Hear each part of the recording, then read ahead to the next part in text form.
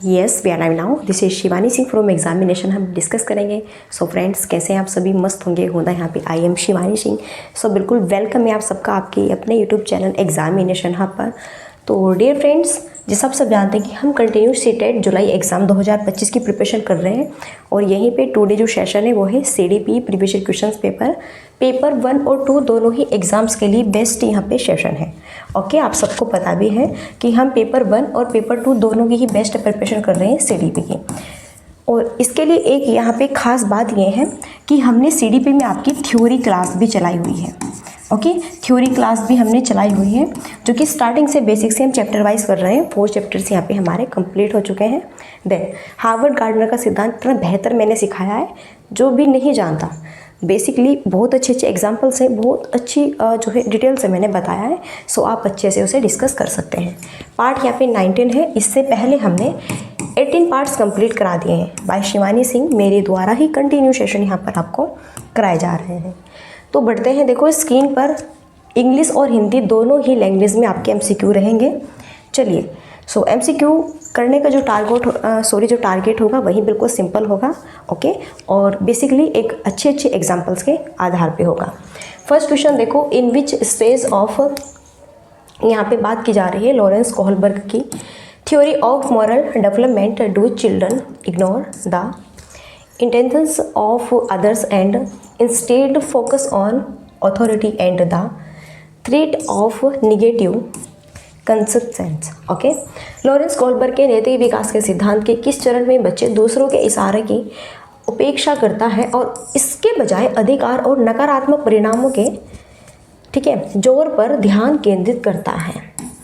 तो सजा और आज्ञाकारिता अभिविन्यास है, कानून और व्यवस्था है, अच्छा लड़का अच्छी लड़की है, या फिर सामाजिक अनुबंधन अभिविन्यास है। पहले तो एक पॉइंट्स याद रखिए कि जो लॉरेंस कोहलबर्ग है, लॉरेंस कोहलबर्ग का कौन सा सिद्धांत है? नैतिक विकास का सिद्धांत इन्होंने दिया हुआ है। 3 इन्होंने स्तर बताए हुए हैं भैया। एक यहाँ पे है इनका सबसे पहला है पूर्व परंपरागत स्तर। ओके, सेकंड है इनका परंपरागत स्तर और भैया थर्ड है इनका उत्तर परंपरागत स्तर। इसके भी 2 स्टेज है, इसके भी 2 स्टेज है, इसके भी 2 स्टेज इसमें बताई गई है। टोटल मान के चलो 6 यहाँ पे उपचरण है। 3 क्या है? चरण है और 6 उपचरण है। ओके, लॉरेंस कोहलबर्ग ने नैतिक विकास का सिद्धांत यहाँ पे दिया है। तो किस चरण में बच्चे दूसरों के इरादों की उपेक्षा करता है और इसके बजाय अधिकार और नकारात्मक परिणामों के जोर पर ध्यान भी केंद्रित करता है। मानो फॉर एग्जाम्पल, अगर मैं आपको एग्जाम्पल से यहाँ पे समझाऊँ, देन देखो हम घर पे हैं और हमारी मम्मा ने बहुत अच्छी प्यारी सी मिठाई बनाई है ना। चलो मानो कि यहाँ पे जो है मावे के पेड़े बनाए हैं जो कि हमें काफ़ी स्वादिष्ट हैं। अब यह क्या है कि यहाँ पे हमें मम्मा ने दिए खाने के लिए किलो, अब खाओ और फिर अब बाद में मिलेंगे भी, जो बार बार नहीं खाना है वरना फिर जल्दी भी फिनिश हो जाएंगे। देन यहाँ पे अभी आपने खाना भी खा लिया, अब आपने ये पेड़े भी खा लिए तो फिर बाद में खाएंगे, है ना। तो मम्मा ने कहीं बहुत अच्छी सेफ्टी से उनका जो है रख दिया जिससे कि आप लोग उन्हें ना छेड़ें, है ना। तो क्या होता है, जैसे ही आपको यहाँ पे ऐसा दिखाई दे कि मम्मा या तो बाहर चली गई या फिर भैया आपकी छत पे कपड़े फैलाने गई है या फिर यहाँ पे कुछ और कार्य करने लगी या फिर भैया सो गई, है ना, दोपहर में पढ़ के सो गई आराम से।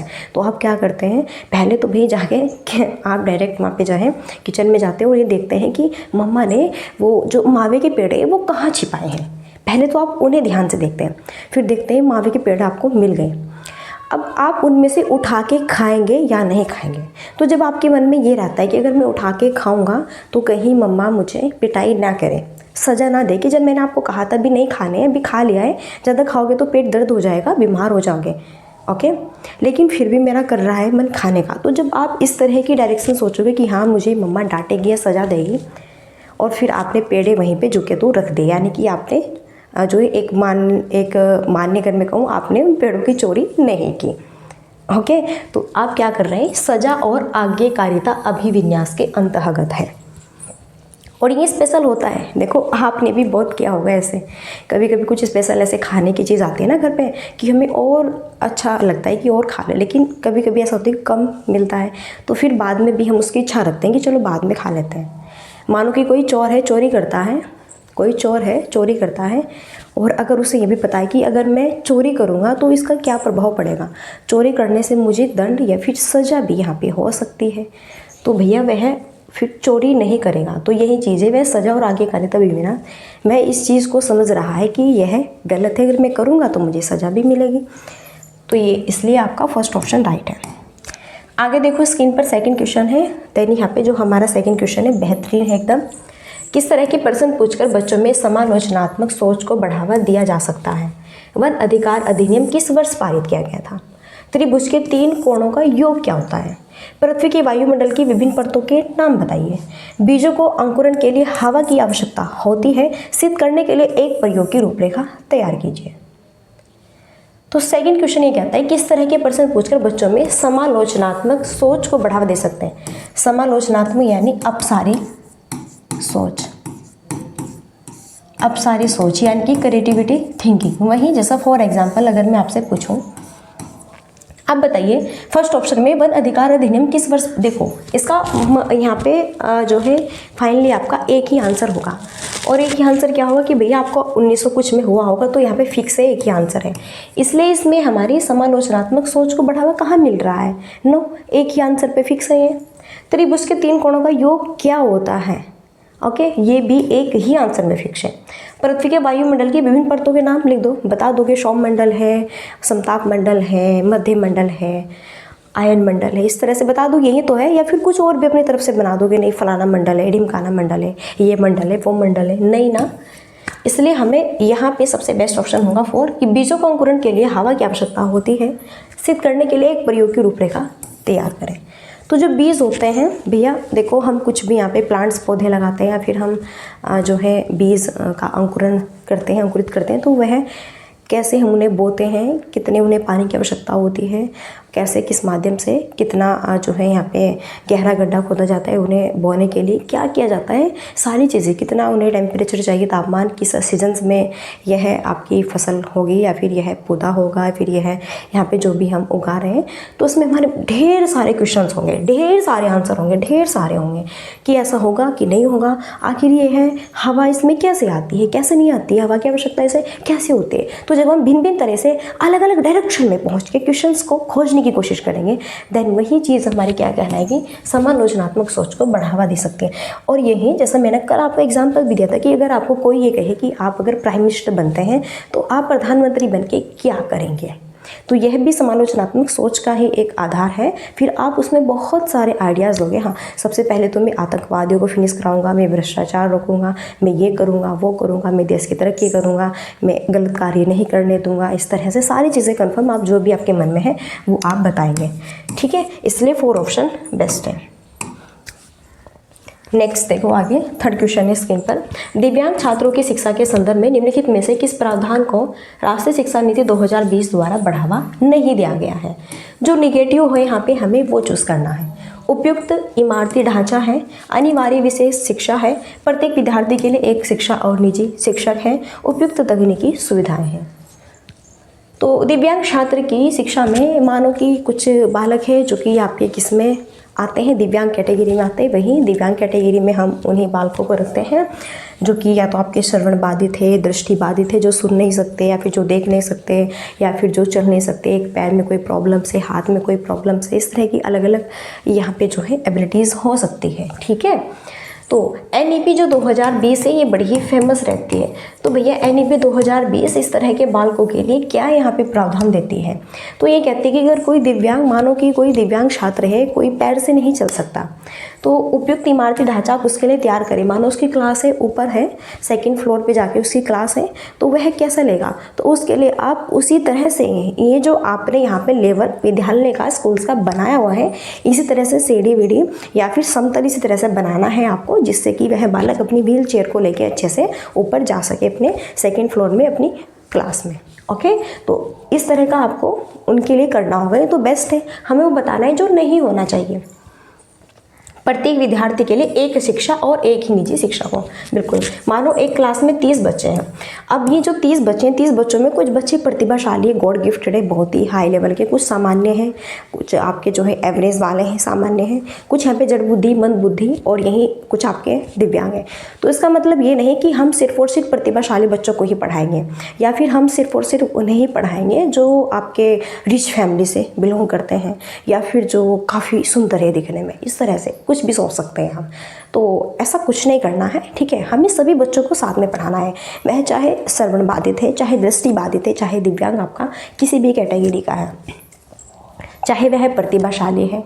ओके, हमें सबको समावेश एक ही शिक्षा प्रोवाइड करानी है और एक टीचर ही पढ़ाएगा आपको, ठीक है। 30 बच्चों को वही टीचर्स पढ़ाएगा, तो ये भी बेस्ट है। उपयुक्त तकनीकी सुविधाएं, हाँ बिल्कुल, हम जैसे दिव्यांग हैं बच्चे तो उनके लिए हम कुछ एक्स्ट्रा सामग्री का भी यूज़ करेंगे। अब श्रवण बाधित है तो सुन नहीं सकता तो देखने की चीज़ों से प्रोवाइड कराएंगे, और कोई देख नहीं सकता तो सुनने की चीज़ों से प्रोवाइड कराएंगे, है ना। इस तरह से चीज़ें हम कन्फर्म करेंगे। लेकिन सेकंड ऑप्शन नहीं हो सकता, अनिवार्य विषय शिक्षा, इसलिए सेकंड ऑप्शन यहाँ पे राइट है। पूछा ही नहीं दिया गया है, जो NEP 2020 के द्वारा बढ़ावा ही नहीं दे अनिवार्य विषय शिक्षा कि अगर कोई दिव्यांग छात्र आया हुआ है तो हम इसे सामान्य बालकों के साथ नहीं पढ़ाएंगे, हम इसे क्लास से ही निकाल देंगे, कहेंगे कि इसके लिए अलग से स्कूल बनाओ, हम नहीं पढ़ाएंगे इसको। ये चल नहीं सकता, ये देख नहीं सकता, ये सुन नहीं सकता, ये बोल नहीं सकता, हमसे नहीं पढ़ाए जाएंगे इस तरह के बच्चे। तो ये चीज़ क्या है, रोंग है, ये चीज़ कभी भी बढ़ावा नहीं देती। इसलिए भैया सभी बच्चों को एक साथ में पढ़ाना है, इसलिए अनिवार्य विषय शिक्षा ये यहाँ पे ऑप्शन रोंग है। नेक्स्ट है 4 क्वेश्चन। समकालीन सिद्धांतकारों के अनुसार सीखना प्राथमिक रूप से एक गतिविधि है, यांत्रिक, व्यवहारवादी, निष्क्रिय, फिर सामाजिक। देखो, समकालीन सिद्धांतकारों के अनुसार जैसे कि हम बात करते हैं वाइगोत्स्की जी हैं और बंडूरा है, तो ये क्या कहते हैं कि बालक जो है किस में कैसे सीखता है, समाज में रह के सीखता है, कैसे समाज के साथ अंतःक्रिया करके सीखता है। जैसे एक छोटा बालक होता है, जब जैसे जैसे वो धीरे बढ़ता है तो अपने आस पड़ोस, अपने जो है गांव में, शहर में जहाँ पे भी रहता है वहाँ पे जो है उनके साथ में बातचीत करता है। और अगर उसे हम दुकान पे भेजते हैं कुछ सामान लेने के लिए, वहाँ पे जाता है, कहता है अंकल जी मुझे ये चाहिए, ये दो। तो 2 मिनट अगर बात कर रहा है कि हाँ बेटा आप किसके बच्चे को, मैं उसका हूँ, आप कौन सी क्लास में पढ़ते हो, मैं इस क्लास में, तो एक दूसरे से वह क्या कर रहा है, इंस्ट्रक्शंस कर रहा है ना। ये समाज ही तो होता है।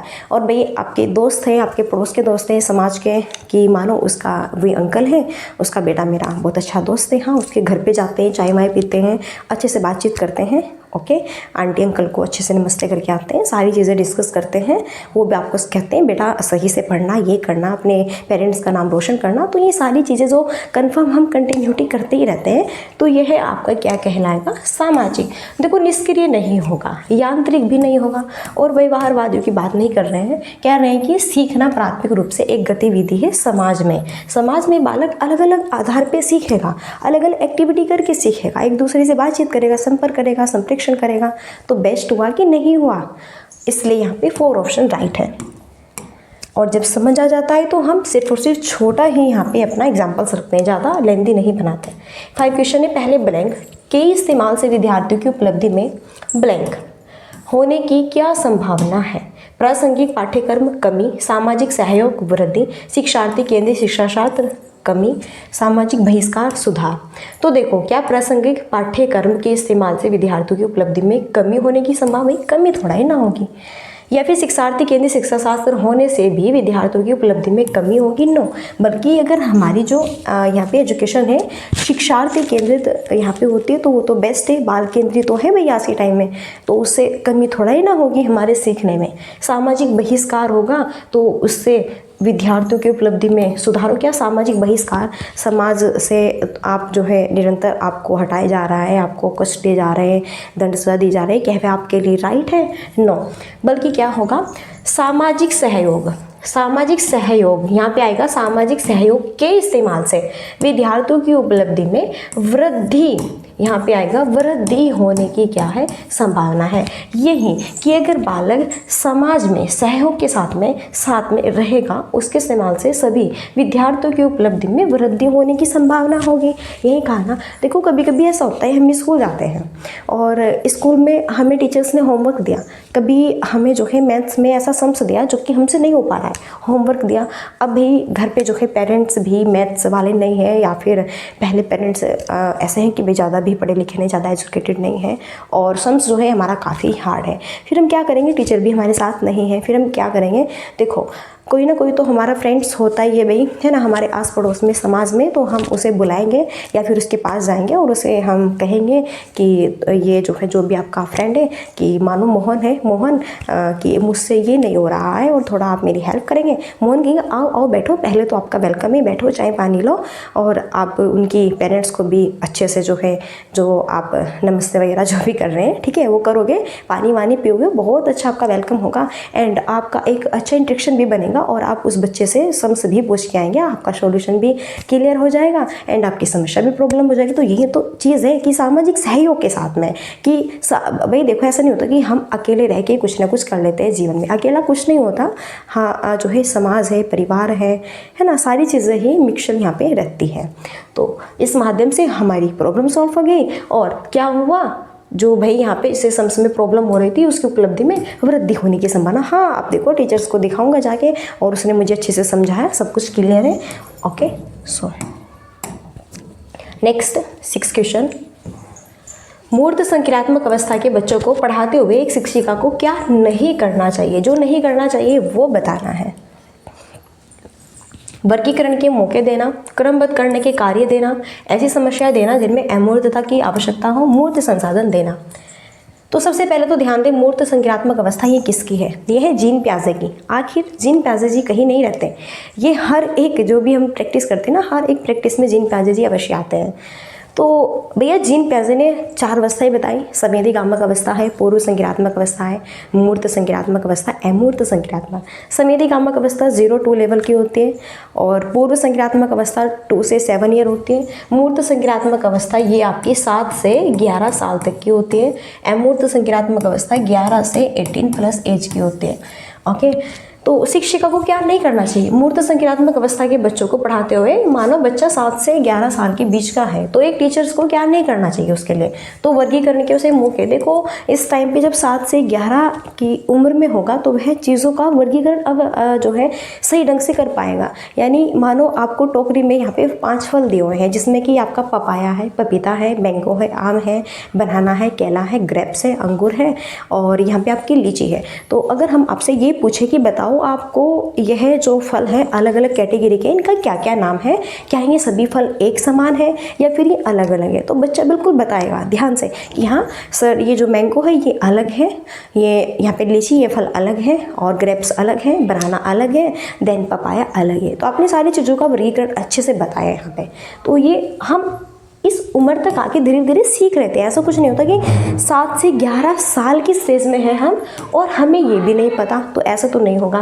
फिर क्रमबद्ध करने के क्या देना, कार्य देना। मानो अब देखो, पहले क्या होता था कि हमें जो है सही से जो काउंटिंग होती है वो भी नहीं आती, कि भाई हम क्या कर दे रहे हैं कि 2 के बाद में 1 किया, 5 के बाद में हमने जो है यहाँ पे 3 किया, इस तरह से, है ना। यानी कि क्रमबद्ध करने के कार्य देना। मानो जैसा 1 से 10 तक हमें यहाँ पे काउंटिंग करने, तो हम बताएंगे 1 आएगा, 2 आएगा, 3 आएगा, 4 आएगा, 5 आएगा, 6 आएगा, 7 आएगा, 8 आएगा, 9 आएगा और फिर हमारा 10 आएगा। ओके, यानी कि क्रमबद्ध करने की हमारे अंदर क्षमता हो गई। मानो यहीं से टोकरी में हमने आपको जो है 2 कैटेगरी के यहाँ पे फ्रूट्स दिए, तो जिसमें कि लीची 10 है और मैंगो हमारे 5 है। हम कहेंगे नहीं क्रमबद्ध लगाना है, तो लीची 10 है उन्हें क्रमबद्ध लगाएंगे, मैंगो 5 है उन्हें अलग कैटेगरी में रखेंगे। तो हमें चीज़ें पता है, ठीक। फिर है मूर्त संसाधन। बिल्कुल मूर्त संसाधन यानी कि देखने वाली चीज़ें प्रोवाइड कराना। ओके, अगर हम बच्चे को यहाँ पे सिखा रहे हैं कि वर्ग आयताकार ये क्या होते हैं, तो हम उसे वर्ग बना के दिखा रहे हैं चित्र से। आयताकार क्या होते हैं, हम उसे आयताकार का चित्र बना के दिखा रहे हैं। तो जब हम उसे बच्चे को चित्र के थ्रू समझाएंगे तो वह मूर्त संसाधन होगा। लेकिन क्या नहीं होना चाहिए कि ऐसी समस्याएं देना जिसमें अमूर्तता की आवश्यकता। भाई अभी सिर्फ और सिर्फ बालक है तो मूर्त संज्ञानात्मक अवस्था की स्टेज में यहाँ पे 7 से 11 की आप कह रहे हैं कि उन्हें ऐसी समस्या दो जिन्हें वह अमूर्तता की उसे आवश्यकता हो। देखो मानो एक बालक है, अगर आप उसे कहेंगे सिंपली कि बताना भैया 2 + 2 कितना होता है, तो वो बिल्कुल इजीली बता देगा 4 होता है। ये तो वो मूर्त संज्ञानात्मक अवस्था, क्योंकि उसे पता ही है 2 डिजिट है, बस इसे हमें प्लस करना है। लेकिन अगर टीचर्स आप लोगों से पूछे कि बताओ आपको यह सोचना है कि 2 और 3, ठीक है, 2 और 3 किस संख्या को विभाजित कर सकती है, या फिर मानो कि आपके पास में जो है 120 रुपये हैं, तो मान लो कुछ ऐसा अटपटा सा, कुछ चिंतन वाले, तर्क वाले अगर हम क्वेश्चन बच्चों से पूछेंगे, अमूर्त जिसमें हो, जो उन्हें दिखाई भी नहीं दे रही हो, तो वह चीज़ अभी क्लियरिटी नहीं सोच पाएंगे। इसलिए यही हमारा जो थर्ड ऑप्शन है क्या होगा, रॉन्ग होगा। आई होप क्लियर हो गया होगा, ठीक है। चलो, इसमें कोई दो राय नहीं है।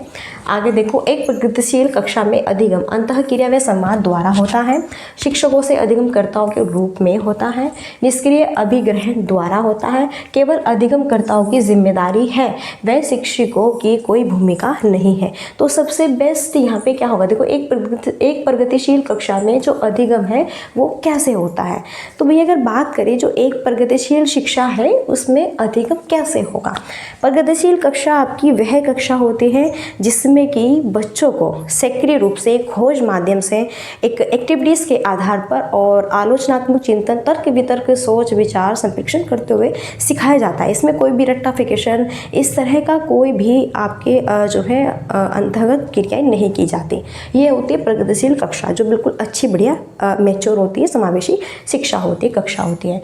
तो क्या शिक्षकों से हम अधिगमकर्ताओं के रूप में होता है क्या। भाई देखो, टीचर्स अपने आप में परिपूर्ण है, हम टीचर्स को थोड़ा ही ना पढ़ाने आए हैं, टीचर्स हमारा कल्याण करने आए हैं, लेकिन टीचर्स अपना कल्याण करेंगे। निष्क्रिय चीज़ तो वैसे भी, निष्क्रिय शब्द तो वैसे भी रॉन्ग होगा सीटेट का। केवल अधिगमकर्ताओं की जिम्मेदारी है, वह शिक्षकों की कोई भूमिका नहीं। केवल और केवल, अरे भैया क्या बात है, हमारे पेरेंट्स ने हमें पढ़ने के लिए भेजा, केवल और केवल हमारी खुद की जिम्मेदारी है, हमें खुद ही पढ़ना है, टीचर्स लोग हमें नहीं पढ़ाएंगे। तो बताओ भाई, क्या हम सारी चीज़ें सीख पाएंगे, क्या हम पहले से सारी चीज़ें सीखे हुए हैं, फिर क्यों हम एडमिशन लें, अपने घर पे ही रह के सीख लेंगे, है कि नहीं। तो ये भी रोग है। सबसे बेस्ट होगा अंतः क्रिया व संवाद द्वारा होता है। एक प्रगतिशील कक्षा में अधिगम कैसे होता है, अंतः क्रिया व संवाद द्वारा होता है। वहीं मानो एक यहाँ पे बालक है और वह गणित के जो सवाल है वह हल करता है। अगर उसे कोई प्रॉब्लम्स हो रही है तो वह अपने आसपास जो उसका दोस्त बैठा हुआ है उससे पूछेगा कि मुझे बता दो यह कैसे होगा। ओके, तो आप अंतः क्रिया करें, उसे संवाद कर रहे हैं और उसके साथ में वह आपकी हेल्प कर रहा है और बता रहा है कि ऐसे नहीं ऐसे होगा, एज इट आप बिल्कुल सही तरीके से चीज़ें समझ पाएंगे। इसलिए सही आंसर क्या है, ऑप्शन ए यहाँ पे बेस्ट आंसर होगा। नेक्स्ट है, आगे बढ़े और स्क्रीन पर 8 क्वेश्चन है। देखो, अधिगमकर्ताओं की व्यक्तिगत भिन्नताओं को ध्यान में रखने के लिए एक शिक्षिका को अधिगमकर्ताओं के पूर्व अनुभव की उपेक्षा करनी चाहिए। अधिगमकर्ताओं के पूर्व अनुभव को शामिल कर उनका संचय करना चाहिए। अधिगमकर्ताओं के आकलन हेतु एक समान तरीकों का इस्तेमाल करना चाहिए। सभी अधिगमकर्ताओं के लिए मानकीकृत पाठ्यक्रम को लागू करना चाहिए। अधिगमकर्ताओं यानी कि जो स्टूडेंट्स हैं, इन्हें कह रहे हैं जो सीखने वाले स्टूडेंट्स हैं, उनकी व्यक्तिगत भिन्नताओं को ध्यान में रखने के लिए टीचर्स को क्या करना चाहिए। ऐसे मैं आपको कंप्लीटली बताती हूँ कि क्लास में 30 बच्चे हैं, 35 बच्चे हैं, या फिर 40 बच्चे हैं, फिर 45 बच्चे हैं, इतने सारे स्टूडेंट्स हैं। तो सबकी व्यक्तिगत भिन्नताएँ सब देखने में अलग है, डिफरेंट है। सबकी सोच, क्षमता, विचार, चिंतन, तर्क वितर्क सब डिफरेंट है, अलग अलग है। और भी है, सबके पेरेंट्स अलग है, सबका धर्म अलग है, सबकी मातृभाषा अलग है, लैंग्वेज अलग है, सबका व्यवहार अलग है, सम्मान अलग है, बोल चाल, व्यवहार, वेशभूषा, सारी चीज़ें डिफरेंट है। तो हमारे क्लास में इस तरह व्यक्तिगत भिन्नता रहती है। तो हम इन सभी बच्चों को कैसे हैंडल करेंगे, कैसे मैनेज करेंगे। तो क्या हम अधिगमकर्ताओं के पूर्व अनुभव की उपेक्षा करेंगे या फिर अधिगमकर्ताओं के पूर्व अनुभव को शामिल करके उनका संचय करना चाहिए। तो देखो, उपेक्षा नहीं करेंगे या फिर एक समान तरीकों का इस्तेमाल, कभी एक समान तरीकों का तो इस्तेमाल नहीं कर सकते कि हाँ जैसे राम सीख रहा है एज इट इज श्याम भी वैसा ही सीखेगा, ऐसा कुछ नहीं है। अगर राम चित्र देख के सीखता है तो इसका मतलब ये नहीं कि श्याम को भी चित्र देख के इंटरेस्ट आता है सीखने में, ऐसा कुछ नहीं है, ठीक है। कोई कोई ऐसे होते हैं कि चित्र देख के सीखते हैं, कोई सुन के सीखते हैं, कोई स्वयं करके सीखते हैं, कोई अलग अलग एक्टिविटीज से सब सीखते हैं। तो एक समान तरीके का इस्तेमाल थोड़ा ही ना करेंगे। और यहाँ पे जो मानकीकृत पाठ्यचर्या है इसे अपनाएंगे तो ये तो हमेशा हमारा रॉन्ग होगा। मानकीकृत शब्द हमेशा निगेटिव टैग वर्ड्स है। बेस्ट होगा अधिगमकर्ताओं के पूर्व अनुभव को शामिल करेंगे और उनका संचय करेंगे, यानी कि उनके पूर्व ज्ञान के आधार पर जो कभी उन्होंने पहले पढ़ा होगा। मानो फर्स्ट, सेकंड, थर्ड, मानो 5 क्लास का बच्चा है तो भाई 5 क्लास के बच्चे को एजेटिक सारी काउंटिंग टेबल्स याद होंगी ही। तो हमने उसे स्टार्टिंग में सिखाया है 2 + 2 कितना लिखना होता है। फिर हम धीरे धीरे इसी आधार पे उसे यहाँ पे ये भी चीज़ सिखा देंगे, 2 × 2 अब हमें ये सम्स करना है, यानी कि इसके आधार पे अब हम ये करेंगे, या फिर इसके आधार पर हम यहाँ पे 12 और 16 इसे प्लस करेंगे। एज इट इज जैसे ये होता है इसमें हाशिर है, उसी माध्यम से हम ये वाला सम्स करेंगे। ओके, तो ये यहाँ पे चीज़ रहती है, तो उसके पूर्ण अनुभव को देखते हुए उनका संचय करो। सो बी ऑप्शन यहाँ पे हमारा सबसे बेस्ट ऑप्शन होगा। क्लियर? आगे स्क्रीन पर नेक्स्ट क्वेश्चन है, देखो 9 है, प्रतिभाशाली विद्यार्थियों की आवश्यकताओं को पूरा करने के लिए निम्नलिखित में से कौन सी एक प्रभावी रणनीति है? उनसे बहुत ही सरल और आसान प्रश्न पूछे, जानकारी को समझने के लिए अतिरिक्त समय दें, उन्हें चुनौतीपूर्ण और उच्च क्रम के कार्य सौंपें, उनसे सफलता की कम उम्मीदें रखें। तो जो प्रतिभाशाली स्टूडेंट्स होते हैं उनकी आवश्यकताओं को पूरा करने के लिए कौन सी एक प्रभावी रणनीति आप अपनाएंगे? तो सबसे पहले तो आप समझे जो प्रतिभाशाली विद्यार्थी है, देखो प्रतिभाशाली विद्यार्थी वह होते हैं जिसका IQ लेवल 140 प्लस होता है। यह गॉड गिफ्टेड कहलाते हैं, ये बहुत परिपूर्ण होते हैं, इनके अंदर हर एक क्वालिटीज़ होते हैं, यानी कि ये ठान लेते हैं हाँ मुझे बनना है तो बनना है। मानो किसी बच्चे ने ठान लिया कि मुझे सीटेट पास करना है, क्वालिफाई करना है तो करना है, कुछ भी हो जाओ, धरती इधर से उधर हो जाओ, कुछ भी हो, लेकिन मुझे इस बार सीटेट क्वालिफाई करना है। और कुछ महाशय तो ऐसे हैं ये सोच के बैठे होंगे कि मुझसे सीटेट क्वालिफाई होगा ही नहीं, तो जो ये सोच के बैठ गए वो तो प्रतिभाशाली विद्यार्थी है नहीं। हाँ, जिसने ठाना हुआ है बिल्कुल कि मैं करके रहूँगा, करके दिखाऊंगा, क्वालिफाई करूँगा और वो भी बहुत अच्छे मार्क्स लेके आऊँगा, ठीक है, तो वह आपका यहाँ पे इस तरह का बालक है जो सोचने की समझने की क्षमता बिल्कुल हाई रखता है, उच्च विचार होते हैं, सोच चिंतन तर्क वितर्क काफ़ी बेहतरीन होते हैं। ओके, तो क्या उनसे बहुत ही सरल और आसान, नो, इनसे हम बहुत ही सरल और आसान क्वेश्चन पुटअप नहीं करेंगे, क्योंकि ये इतने भी कमज़ोर नहीं होते कि सरल और आसान ही क्वेश्चन में जो है आपके उलझे रहेंगे, नहीं, इनसे ये बोर होंगे। मानो बस इनसे पूछ लो 2 + 2 कितना होगा, तो ये बोर हो जाएंगे, क्या पढ़ा रहे हैं सर आप भी। जानकारी को समझने के लिए अतिरिक्त समय देंगे, नो, यह जानकारी समझने के लिए इन्हें अतिरिक्त समय की ज़रूरत नहीं है, ये बहुत ही फास्ट तरीके से कैचिंग करते हैं चीज़ों को। या फिर उनसे सफलता की कोई उम्मीद ना रहे, भाई क्या कह रहे, क्यों ना रखे, बल्कि इस तरह के स्टूडेंट्स से तो ये उम्मीद रहती कि ये जरूर जीवन में कुछ ना कुछ करके दिखाएगा। सो थर्ड ऑप्शन बेस्ट है, उन्हें ऐसे चुनौतीपूर्ण और उच्च कार्य सौंपे जिनमें वो यहाँ पे क्या हो, बोर न हो। मानो अगर सिंपली आप यहाँ से पूछोगे कि 2 + 6 कितने होते हैं, तो बालक बिल्कुल अवश्य यहाँ पे बोर हो जाएगा जो प्रतिभाशाली बच्चा है। ओके, अगर हाँ आप उससे पूछोगे कि हमें ऐसी संख्या बताओ जो 2 और 3 दोनों संख्याओं से विभाजित होगी, तो ये ऐसा क्वेश्चन है जिसमें यह इन्हें चुनौती भी करनी होगी एंड यहाँ पे तर्क वितर्क चिंतन भी करेंगे कि हाँ ऐसी कौन सी संख्या हो सकती है। ऐसा ठीक इसमें थोड़ा इन्हें एक ऐसा समस्यात्मक चीज़ें बनेगी, है ना, और इन्हें करने में काफ़ी इंटरेस्ट होंगे। अगर आप सीधा सीधा से समझ पूछोगे तो ये बोर फील होंगे, इसलिए हमें इनके लिए इस तरह के कार्य इन्हें सौंपने हैं। आगे नेक्स्ट देखो, एक शिक्षिका विद्यार्थियों से उनकी स्वयं की चिंतन प्रतिक्रियाओं के बारे में सोचने के लिए कह रही है। वह विद्यार्थियों के बीच किस तरह के कौशल विकसित करने पर ध्यान केंद्रित कर रही है? क्वेश्चनात्मक है, प्रतिक्रियात्मक है, अधिसंज्ञानात्मक या फिर शब्दार्थ है? एक टीचर है, स्टूडेंट से उनकी स्वयं की चिंतन प्रतिक्रियाओं के बारे में सोचने के लिए कह रही है, तो वह विद्यार्थियों के बीच किस तरह के कौशल विकसित करने पर ध्यान केंद्रित कर रही है। तो एक टीचर विद्यार्थियों से उनकी स्वयं की चिंतन प्रतिक्रिया के बारे में सोचने के लिए कहती है, ये होगा अधिसंज्ञानात्मक। देखो एक टीचर है और यहाँ पे स्टूडेंट्स है, मानो यहाँ पे जो स्टूडेंट्स है और इसका नाम है सीमा, चलो किसी को भी ले लेते हैं।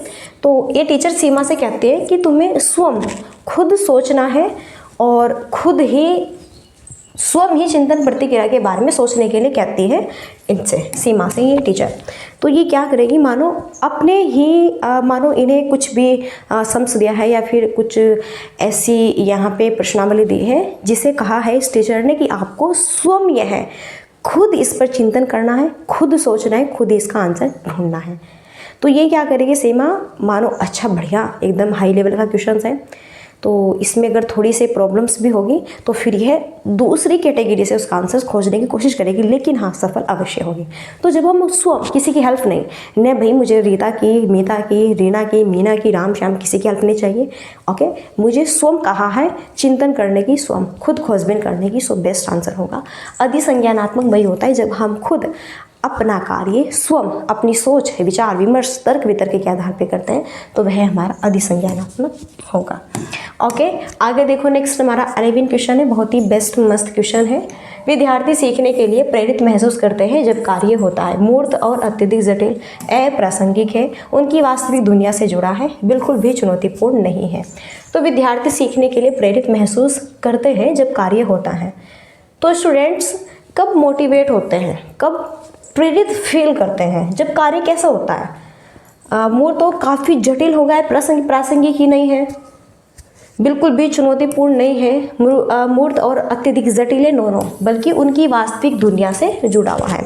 अगर हम बच्चों से पूछें वर्षा के बारे में, वर्षा कि बारिश क्यों होती है, बादल क्या है, क्या आप बादल हो? तो आप खुद सोचें कि अगर मैं बादल हूँ तो मैं कैसे बारिश करूँगा, मैं कैसे बरसाऊँगा, मैं किसानों की हेल्प करूँगा, मैं उनके खेतों में पानी दूँगा, मैं सूखा नहीं पड़ने दूँगा, इस तरह से, ठीक है, मैं सबको पानी की आवश्यकता दूँ। मानो आपको यही कहा गया है कि आप स्वयं बादल बनो, स्वयं खुद आप ये सोचो मैं बादल हूँ। जैसे मैंने कल एग्जाम्पल दिया, खुद सोचो कि मैं प्राइम मिनिस्टर हूँ, प्रधानमंत्री हूँ। आप प्रधानमंत्री बन के स्वयं क्या करेंगे, ठीक है? तो जिसमें हम उनकी वास्तविक दुनिया से जुड़ा हुआ, हम उन्हें इमेजिनेशंस कराएं कि अगर आप ये हो तो आप क्या कर सकते हो। ओके, मानो कभी कभी ऐसा होता है सोसाइटी में, समाज में या फिर पूरे इंडिया में कि कुछ ऐसी दुर्घटनाएं घटित होती है, जैसा अभी आपका पहलगाम वाला जो किस्सा है, बहुत बेहद यहाँ पे आपका बहुत ही ज़्यादा भयानक हिस्सा है। ओके, ये जो भयानक किस्सा यहाँ पे अभी फ़िलहाल में हुआ है, तो ये आपका बहुत डेंजरस हिस्सा रहता है। तो अगर आपसे ये पूछा जाए कि अगर आप वे आतंकवादी होते या फिर जो आप टूर पे गए हैं, अगर आप भी उनके स्थान पे होते तो आप क्या करते? तो यही चीज़ है कि आपकी वास्तविक दुनिया से जुड़ा होके ये क्वेश्चंस पूछा जाए, या फिर कि ये जो पहलगाम यहाँ पे किस्सा हुआ है, इसमें अगर आप प्राइम मिनिस्टर होते तो आप क्या करेंगे, आप उन आतंकवादियों के साथ में कैसा बर्ताव करेंगे? तो फिर आप बताएंगे मैं तो नहीं भाई छोड़ूंगा नहीं, बिल्कुल मार डालेंगे इस तरह से, ठीक है? अपनी अपनी एक्टिविटीज़ बताएंगे। चलिए नेक्स्ट, कथन ए और तर्क है। देखो कथन यहाँ पे और तर्क, एक बच्चे के विकास की प्रगति को उसी उम्र के बच्चों के विकास की दर से तुलना करके सटीकता से मापा जा सकता है। विकास का स्वरूप है गति सभी बच्चों के लिए एक समान होता है। क्या बात है, अब बताना है तथा सभी सांस्कृतिक परिवेश में भी समान ही रहता है, तो विकल्प चूज करना है। तो भाई कथन और तर्क क्या कहता है? कथन पढ़ो, एक बच्चे के विकास की प्रगति को उसी उम्र के बच्चों के, पड़ोस में ही दो बालक है, ये बालक है और एक ये बालक है, इसका भी जन्म उसी दिन होता है, इसका भी जन्म उसी दिन होता है। तो अगर हम ये सोचें कि ये दोनों एक ही दिन पैदा हुए हैं और इन दोनों की अगर हम तुलना करें कि ये यहाँ पे सेम ही एक्टिविटी करेंगे कि भैया मानो यहाँ पे ये राम है और यहाँ पे ये श्याम है, मानो राम ने चलना जो है यहाँ पे 10 मंथ में है ना, 10 मंथ में सही से चलना सीख लिया, तो हम श्याम से भी यही उम्मीद रखेंगे कि ये भी 10 मंथ में ही चलना सीखेगा। तो ये क्या है, रॉन्ग है, ये चीज़ें क्या है, रॉन्ग है। भले ही वह दोनों एक साथ पैदा हुए हो, यानी कि एक दिन ही पैदा हुए हो। कभी कभी ऐसा होता है कि गांव है, समाज है, तो भैया किसी का बर्थ एक दिन हो जाता है कि हाँ फलाने, हाँ वहाँ पे उनके यहाँ पे भी जो है एक नन्हा मुन्ना सा बालक है, हमारे घर पे भी नन्हा मुन्ना सा बालक है, या फिर जुड़वा अगर बच्चे की बात करें वो भी एक समान नहीं हो सकते। तो फिर हम कैसे उनसे तुलना कर सकते हैं कि भाई जब राम बोलना सीखेगा तभी श्याम सीखेगा, ऐसा ठीक वही टाइम होगा, वही दिशा होगी, वही दिन होगा, ऐसा कुछ नहीं होता। सबकी अलग अलग क्षमता होती है। और यहाँ पे कह रहे हैं कि सभी बच्चों का स्वरूप गति सभी बच्चों के लिए एक समान होता है। क्या सभी बच्चे एक दिखने में एक जैसे होते हैं? क्या सभी बच्चों की मातृभाषा एक होती है? क्या सभी बच्चों की सोच, विचार, तर्क, वितर्क, चिंतन, व्यवहार, गुण, क्वालिटी, अवगुण सब एक समान होते हैं? नो, डिफरेंट होते हैं, अलग अलग होते हैं। इसलिए कथन भी रॉन्ग है, तर्क भी रॉन्ग है। अब सोचने की ज़रूरत नहीं है, 4 ऑप्शन लगाइए, ए और आर दोनों रॉन्ग है, गलत है। ऐसा थोड़ा ही होता है कि बिल्कुल सेम ही होंगे। मूर्त संक्रियात्मक अवस्था के बच्चों के लिए एक शिक्षिका को अमूर्त संरचनाओं से सरोकार करने के लिए खूब अभ्यास करवाना चाहिए। वस्तु और विचारों को जटिल से वर्गीकृत करने के मौके मुहैया कराने चाहिए। ऐसी समस्या देनी चाहिए जो उच्च स्तरीय मूर्त सोच पर डिपेंड हो। ऐसी समस्या देनी चाहिए जो तर्कपूर्ण वैज्ञानिक समझ की आवश्यकता हो। तो मूर्त संक्रियात्मक अवस्था के बच्चों के लिए एक टीचर्स को क्या करना चाहिए? यही मूर्त संक्रियात्मक अवस्था जो कि 7 से 11 साल की है और जीन प्याजे की अवस्था है, ये आपकी थर्ड वाली है। इनकी 4 अवस्थाएं ये बताते हैं टोटली। तो मूर्त संक्रियात्मक अवस्था में हम बच्चों को अमूर्त संरचनाओं को करने के लिए नहीं कहेंगे, या फिर ऐसी समस्याएं देंगे जो उच्च स्तरीय मूर्त सोच पर डिपेंड हो, या फिर ऐसी समस्या देनी चाहिए जो तर्कपूर्ण वैज्ञानिक समझ की आवश्यकता इसमें हो। तो तर्कपूर्ण वैज्ञानिक समझ ये तो अमूर्त चिंतन की होगी ये भी। तो वस्तु और विचारों को जटिल से वर्गीकृत करने के मौके मुहैया कराने चाहिए। तो सबसे बेस्ट क्या होगा? या फिर ऐसी समस्या देनी चाहिए जो उच्च स्तरीय मूर्त सोच पर डिपेंड हो। नो, बल्कि ऐसी वस्तु और विचारों को जटिल से वर्गीकृत करने के मौके मुहैया कराने चाहिए। सही आंसर यहाँ पे बी होगा। अब ये भी मत सोचना कि सी ऑप्शन में तो मूर्त सोच पर डिपेंडेंट कहा है, लेकिन यहाँ पे देखो उच्च स्तरीय की बात की गई है, इसलिए ये यहाँ पे राइट नहीं होगा। सही दिशा में सही डायरेक्शन में सोचेंगे समझेंगे तो राइट हमेशा आंसर होगा हमारा। लेकिन अगर सोचने की क्षमता डायरेक्शन ही रॉन्ग होगी तो राइट आंसर नहीं होगा। फिर वही हाल होगा, 1 नंबर से रह गए, 2 नंबर से रह गए, इस बार नहीं हुआ, ये हुआ वो होगा, फलाना ढिमकाना। ठीक है, इस तरह मूर्त संक्रियात्मक अवस्था बच्चा 7 से 11 साल का है, तो आप इससे इतनी उम्मीद मत रखो कि अभी आपकी भविष्यवाणी कर देगा। ये अभी तर्क वितर्क जो है इस तरह की क्वालिटीज इसमें होगी कि जो सबसे बेस्ट कर पाएगा। तो इतनी उम्मीद अभी इनसे मत रखो, अभी इतने परफेक्ट नहीं हुए। अभी ये सिर्फ और सिर्फ चीज़ों को देखकर ही इमेजिनेशन कर सकते हैं और सीख सकते हैं।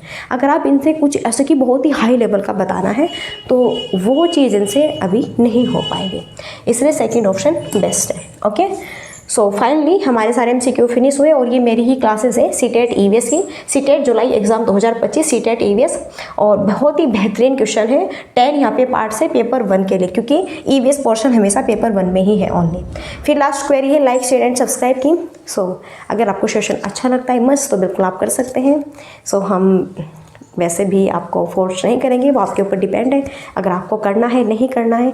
तो चलिए फ्रेंड्स, अब यहीं पे और हाँ जाते जाते 2 पॉइंट्स और कि अगर मैंने वीडियो में कोई भी गलत वर्ड्स यूज़ किया हो या फिर आपको कुछ गलत बताया तो बिल्कुल मैं सर झुका के सम्मान से आप सबसे माफ़ी चाहती हूँ, क्योंकि आप आने वाले इन फ्यूचर भावी शिक्षक हैं तो आपका सम्मान तो बनता है।